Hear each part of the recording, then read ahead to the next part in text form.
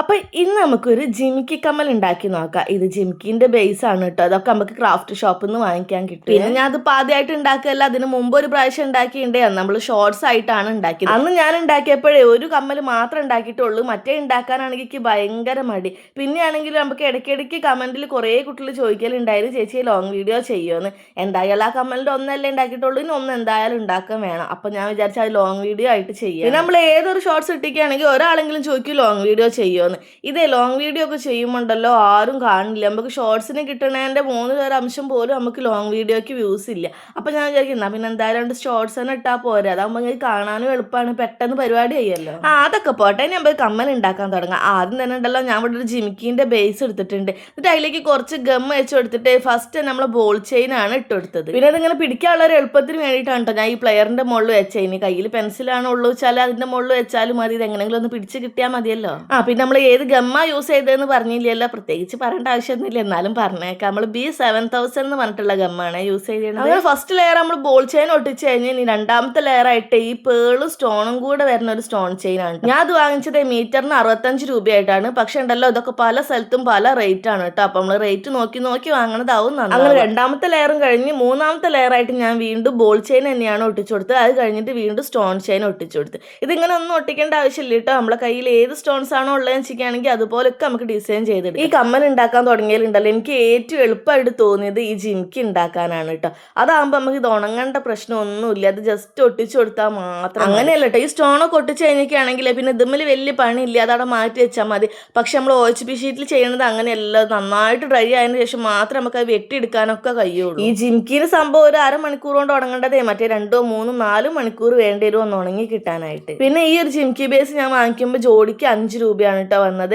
അങ്ങനെ തന്നെ ആവൂല, പല സ്ഥലത്തും പല റേറ്റ് ആണ്. ഇത് അങ്ങനെ റേറ്റ് പറയാൻ പറ്റുന്ന ഒരു സംഭവമല്ല. എന്താ പറയുക, ഓരോ ഷോപ്പുകാർ ഓർക്ക് ഇഷ്ടപ്പെട്ട റേറ്റിലാണ് ഓരോ സാധനം കൊടുക്കുക. ഞാനാണെങ്കിൽ ഈ മെറ്റീരിയൽസ് ഒക്കെ വാങ്ങുന്നത് 3-4 ഷോപ്പിൽ വെച്ചിട്ടാണ്. അതിൽ എനിക്ക് എല്ലാ സ്ഥലത്തുനിന്നും ഒരേ റേറ്റിൽ കിട്ടിയിട്ടുള്ള ആകെ ഒരു സാധനമുള്ളൂ, അത് വേറെ ഒന്നല്ല, ഈ ഗമ്മാണ്.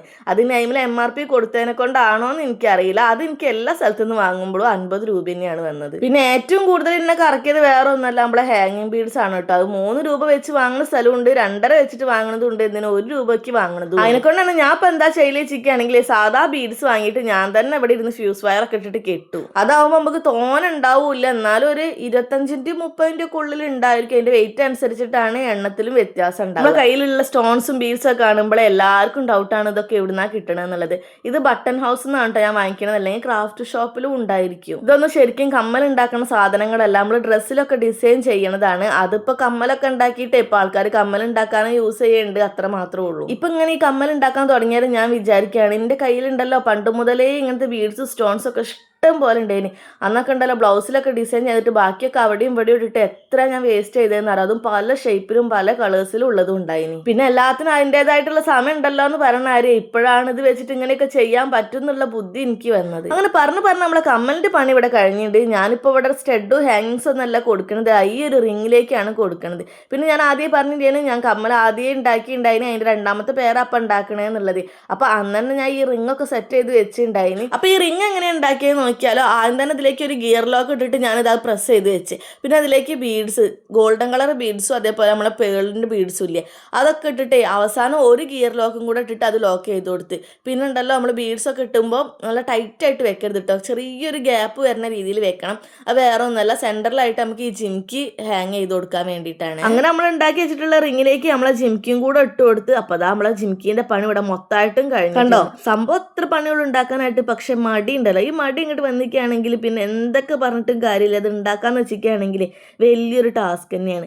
അപ്പൊ നിങ്ങൾക്ക് ഇഷ്ടപ്പെട്ടിട്ടുണ്ടെങ്കിൽ എന്തായാലും ലൈക്ക് ചെയ്ത് സപ്പോർട്ട് ചെയ്യണം കേട്ടോ. പിന്നെ എന്തായാലും ട്രൈ ചെയ്തും കൂടെ നോക്കണേ. സാധനത്തിനൊന്നും അത്ര വലിയ റേറ്റ് ഒന്നുമില്ല. എന്തായാലും കടയിൽ നമ്മൾ ഈ ഒരു കമ്മൽ വാങ്ങുമ്പോൾ ഒരു 10-200 രൂപ കൊടുക്കണ്ടേ, അത് നമുക്ക് വീട്ടിൽ നിന്ന് സിമ്പിൾ ആയിട്ട് ഉണ്ടാക്കിയെടുക്കാം. പിന്നെ നമ്മൾ ഉണ്ടാക്കിയ സാധനം എന്ന് പറയുമ്പോൾ അതിന് കുറച്ചുകൂടെ ഭംഗി കൂടുതലല്ലേ.